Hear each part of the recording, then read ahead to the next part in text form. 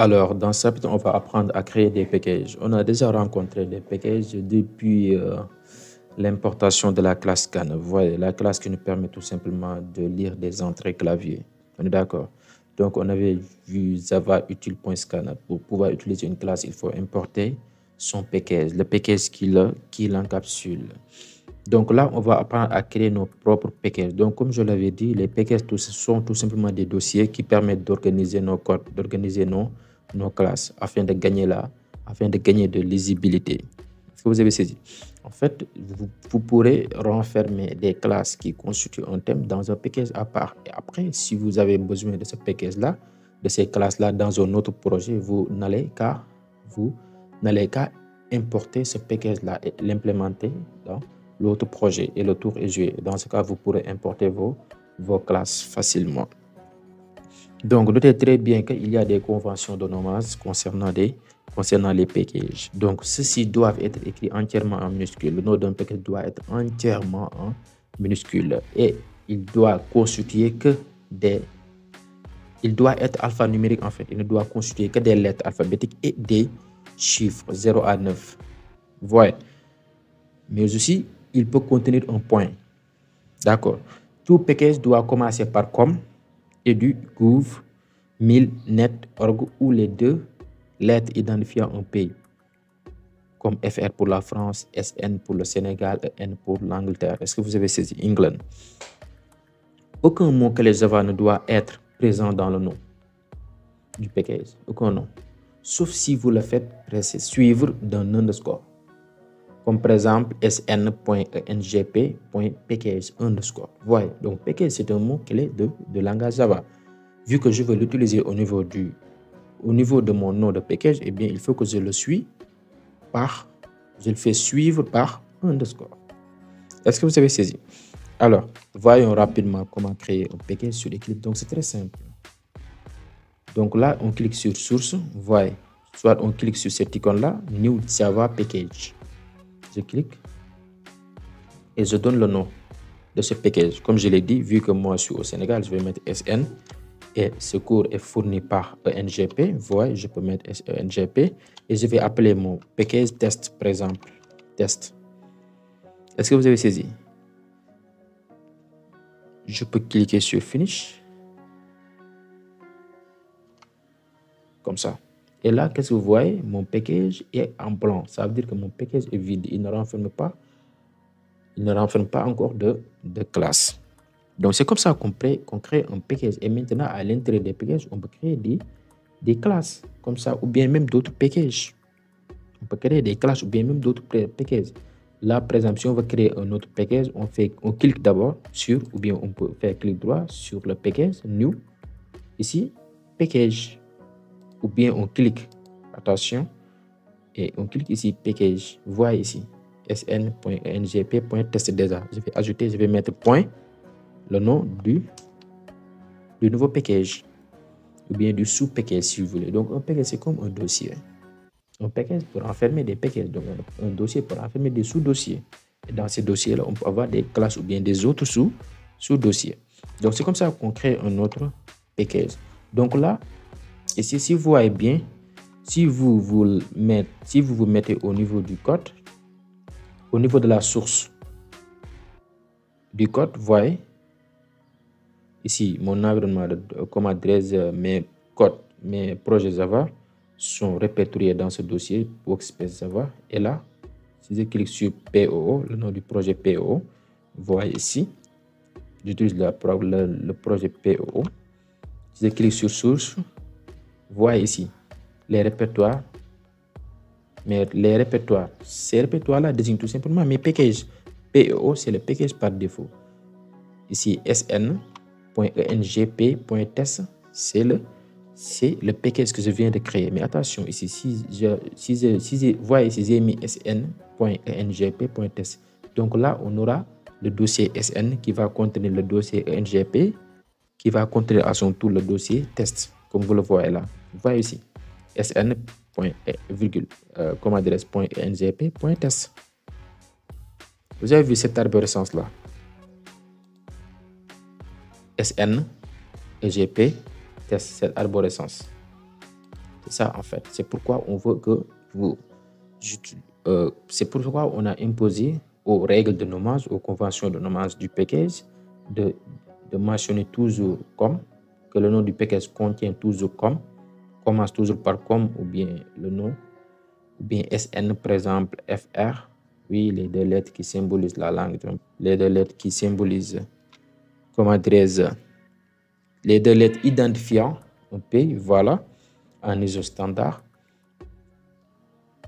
Vous avez vu? Donc, voilà ici. Donc, si on veut, en tout cas, si on veut créer un autre package au niveau de la source, assurez-vous que ce package a ces deux noms-là, sn.engp. Par exemple, là, je peux créer un autre package que je vais appeler test2. Je vais mettre sn.engp void.test2. Je clique sur OK. Voilà, donc ça veut dire que ces deux répertoires-là, test et test2, se trouvent dans le même endroit. Si j'actualise là, je clique ngp, voilà ici, il y a test1, test2 et test. Ça veut dire que ces deux répertoires sont des sous-dossiers de ngp. Ouais. Donc c'est comme ça qu'on fait. Hein. C'est comme ça qu'on fait. C'est très simple. Et là, si je veux créer un package à l'intérieur de celui-ci, je vais ajouter juste un nom. Par exemple, je vais mettre sous-test comme ça.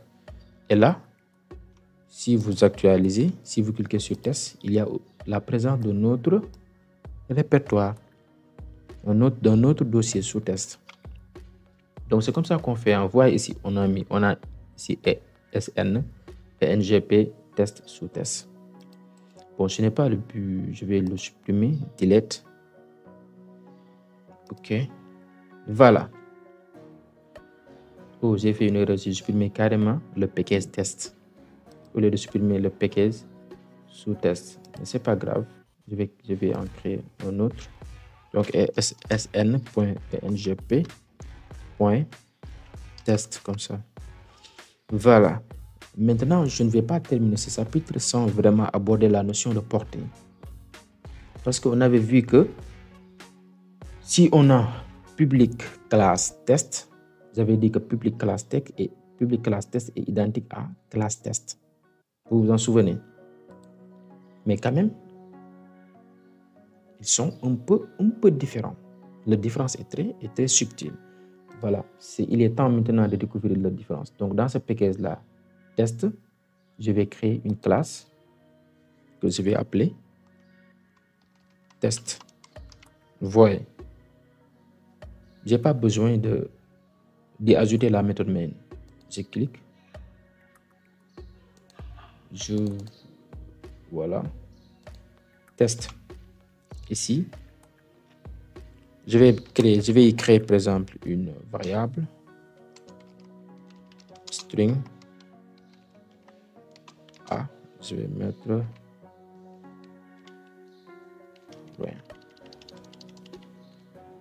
d'accord. Vous avez vu.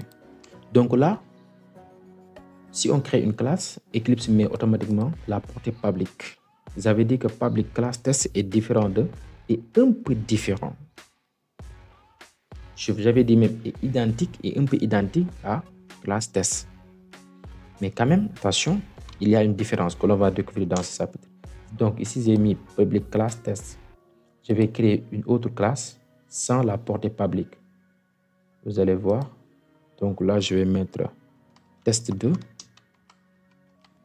Vous voyez? Et là, je vais enlever cette portée-là. Public.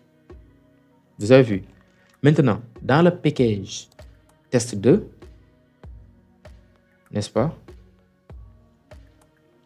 Je vais y créer une classe qui va contenir la méthode main. Classe.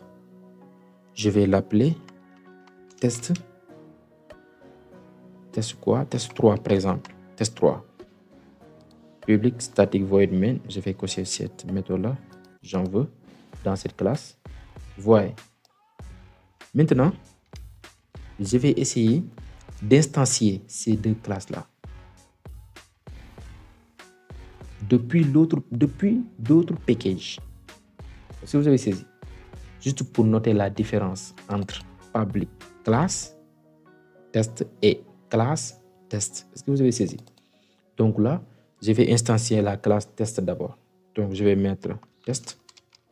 Déjà, il faut que j'importe la classe. Parce que cette classe-là, test3, ne se trouve pas dans le même package que la classe test. Donc il faut impérativement importer cette classe-là. Et là, vous voyez, à chaque classe créée, il y a la déclaration de son package. Vous voyez ici, à chaque classe créée, il y a la déclaration de son package. On a déclaré le package dans lequel cette classe se trouve. Donc là, test, je vais mettre t égale new test, comme ça. Donc tout se passe bien. Tout se passe bien. Pourquoi? Parce que depuis le package test2, je peux avoir accès à la classe test qui se trouve dans un autre package. Maintenant, je vais essayer d'instancier test2. Vous allez voir. Déjà, il ne me suggère rien. T2 égale new test 2 point virgule. Et l'importation, je vais mettre import sn.engp.test.test2. Qu'est-ce que vous remarquez? Eclipse n'aime pas ça, n'aime pas l'importation déjà et aussi cette instruction. Pourquoi? Ça veut dire que test2 n'est pas accessible en dehors du package qui la constitue. C'est ça la différence. Donc ici, la classe qui a de portée publique est accessible en dehors même du package qui la constitue. Mais par contre, si on ne met pas de portée publique, comme ici, test, voyez, cette classe n'est accessible qu'à l'intérieur du package qui la constitue, mais pas en dehors du package. Du coup, cette classe-là a une portée default. Une portée default. Est-ce que vous avez saisi? Voilà. C'est ça, en fait, la différence. Une classe avec la portée publique est accessible même en dehors du package qui la constitue. Par contre, une classe sans portée, ici, cette classe-là n'est accessible qu'à l'intérieur du package. Partout dans le package qui la constitue, mais pas à l'extérieur du package. C'est ça, en fait, la différence. Donc ici, pour résoudre ce problème, il faut tout simplement marquer test2 public. Si j'enregistre, vous verrez que ici, il n'y a plus d'erreur. Vous verrez qu'il n'y a plus d'erreur. C'est ça, en fait, la différence entre les portées. Donc, il fait très attention. Donc, je vais faire un récapitulatif concernant les packages, les portées plutôt. Donc, public, si un attribut ou bien une méthode ou bien une classe est de portée publique, ça veut dire que cette classe-là, cet attribut-là, cette méthode est accessible partout dans le programme, même en dehors des packages. S'il s'agit d'une classe qu'on n'a pas mentionné la portée, sa portée est default et par défaut. Ça veut dire quoi? Cette classe n'est accessible qu'à l'intérieur du package, partout dans le package qu'il a conçu, mais pas en dehors du package. Si cette classe est marquée privée, ça veut dire que déjà cette classe n'est pas accessible. C'est très rare d'avoir une classe qui est marquée en privé. Mais une variable, par exemple, un attribut ou bien une méthode peut être privée. Dans ce cas, cette méthode-là ou cet attribut-là n'est accessible qu'à l'intérieur de la classe qui l'encapsule. Qu'à l'intérieur de la classe, hein. Pas partout dans le package, qu'à l'intérieur de la classe. Si un attribut ou bien une méthode est marquée protective, ça veut dire que cette méthode ou cet attribut-là n'est accessible qu'à l'intérieur de la classe et ou classe fille. C'est ça en fait la différence.